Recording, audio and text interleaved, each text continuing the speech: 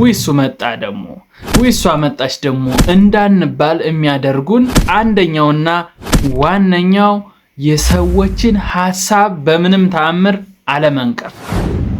በቃ ቁጭ ብላችኋል፣ ቡና እየጠጣችሁ ነው፣ ኦር ከሰንበዲ ጋር በስልክ እያወራችሁ ነው፣ ኦር በግሩፕ ዲስከስ እያደረጋችሁ ነው። በምንም ተአምር የሌላ ሰውን ሐሳብ አትቃወሙ። በቃ አትስማሙ። አዎ በቃ ኦኬ ልክ ነህ እኮ ግን ብላችሁ ማስረዳት ምን ይጠቅመናል?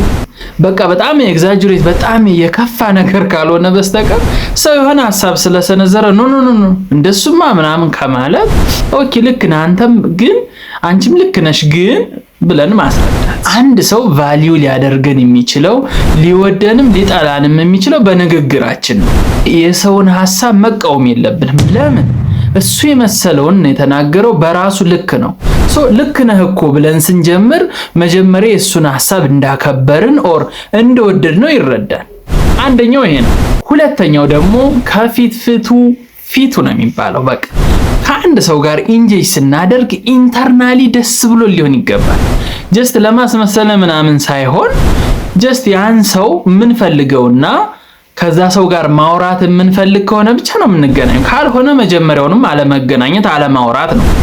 ግን ያ ሰው የግድ መገናኘት ካለብን የግድ ማውራት ካለብን የግድ ከሱ ጋር መቆየት ካለብን ኢንተርናሊ ደስተኛ ሆነን ፊሊንጋችንን ማሳየት መቻል አለብን። which is facial expression is the best በቃ ኮሙኒኬሽን ስኪል ነው። ሰውነትህ ካልተናገረ ፊትህ ካልተናገረ ለዛ ሰው በምንም ታምር አክሴፕት ሊያረጋ አይችልም። በምንም በቃ የሆነ ኔጌቲቭ ነገር ራሱ በሳቅ አዋስተህ ብትናገር አክሴፕት የመደረግ እድል በሰዎች ዘንድ ትኩረት የማግኘት እድል በጣም ይጨምራል። ይሄ ምንም ጥያቄ የለውም።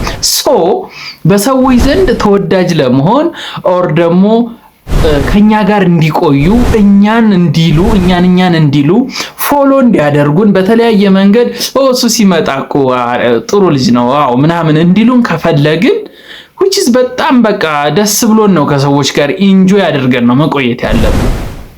ለዛች 5 ደቂቃ ኦር ለዛች 6 ደቂቃ ኦር ለዛች 10 ደቂቃ ያን ያክል ፊትህን ዘብዝፈ የምትቆይ ከሆነ ከህይወትህም የደስታን ጊዜ ያጣን።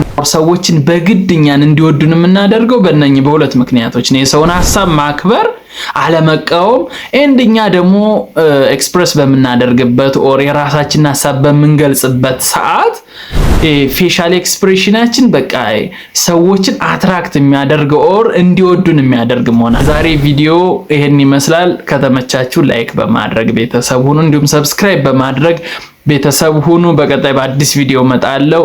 እዚህ ዩቲዩብ ቻናል ላይ ከመጣችሁ ቁም ነገር ፈልጋችኋል ማለት ነው። በድጋሚ ሰብስክራይብ ሳታደርጉ እንዳትወጡ። በቀጣይ ቪዲዮ መጣለው። ቴንኪው